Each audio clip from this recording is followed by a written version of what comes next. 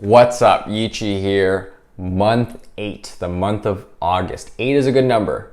And this was a great month. In this month, we were able to sign and close our first lease listing, a beautiful 2-bed, 2-bath with parking and locker in Leslieville. It definitely feels good to be on the sell side.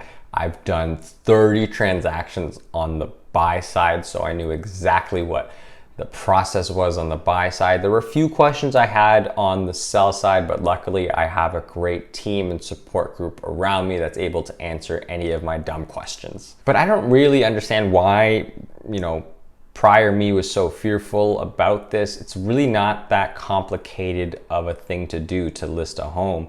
It's been done millions of times. And it's a very old industry. All you really have to do is sign some paperwork, go to the place, take some photos and videos, and post it on MLS with the appropriate information.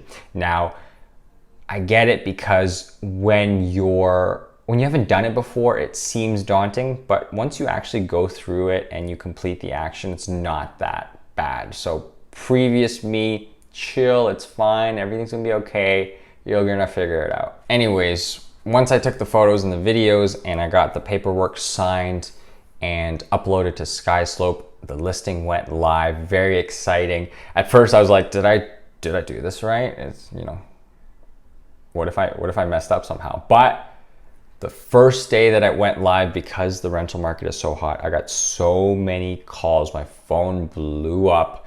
And on the first day we got 2 offers and I got so many agents calling and asking if it was available. Like, imagine listing something on the first day and having agents on the buy side asking if it's available. That's how crazy this market is. And I totally get it because I've been on the buy side making those calls so often. It really did feel good to be on the sell side receiving the calls. I'm not gonna lie. Anyways, similar units in the building were leasing for 2.8, 3.1. So the landlord decided to list it for $3,050. And we got an offer above asking for $3,200. That's 105% above asking, or $150 above asking. And one of the reasons is it was the last 2-bed, 2-bath unit in the building, and it's a pretty nice location in Leslieville. So I think that's one of the reasons why we got an offer above asking. We also got another offer. They offered 6 months up front. But eventually the landlord decided to reject it because they were students and the guarantor's income was from a foreign country, so it's a bit of a risky client profile. In regards to the offer that was eventually accepted, it was also a bit risky in terms of the debt service ratio, but luckily we were able to get a guarantor on board and that resolved some of the landlord's doubts. Now, we also, to further alleviate some of the landlord's doubts, we interviewed the tenants in person, and they're great people. We got a great feeling about these folks. They're great people, and it turns out they really wanted a unit in this building because they liked the location, and they lost out on a bid on a similar unit not too long ago. Now, after we were able to interview them in person, we were able to negotiate an additional month of rent. So the total was 4 months and it was a win-win. Both sides came out happy, and that's what you want with these deals. You want to kind of, obviously the buy side wants something, sell side wants something, but you want to be able to come and merge somewhere in the middle so that both sides feel like they won and gained something, which I think was the case with this deal. And it's a fantastic feeling for everybody involved. Now, in terms of commission, it's actually the same from the sell side to the buy side. It's half of 1 month's rent. In terms of work, I definitely enjoy doing the sell side more because you get to photograph and videograph and market the place, and you can kind of just like receive offers and calls instead of running around and showing places. However, sometimes it's actually quicker to get a deal done on the buy side if you are working with really, really high quality tenants. They just want to see, 3 places and the first offer that you put in gets accepted. If that's the case, the buy side can actually be a bit less work for leases than the sell side. Because with the sell side, I don't know if you've watched my previous video on how to rent a condo, but you have to do a lot of work as an agent to vet the tenant, you have to list the place, you have to do photos and mark it. And yeah, so, but regardless of the work, it was a great experience being able to be on the sell side, and hopefully first of many to come. On top of this, we were able to close on an additional 4 leases representing the tenant in August, 1 in North York, 3 downtown. Nothing crazy in terms of stories there, pretty standard stuff. But it definitely felt a little easier for whatever reason getting places for my tenants in August compared to last month in July. Could just be luck, I don't know. Now, we are also working with first-time home buyers and folks looking for an investment property. But these deals take longer because buyers can afford to wait for interest rates to come down or prices to come down, whereas rentals, tenants, they need a place ASAP.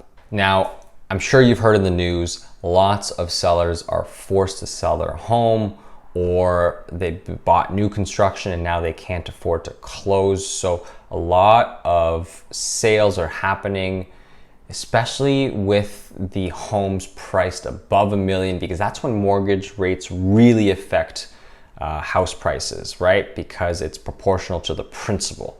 So with homes that are priced above 1 million, 2 million, these houses, you see a lot of them being sold because owners can't afford them. And this is gonna happen even more as mortgages come up for renewal this year, next year, 2026.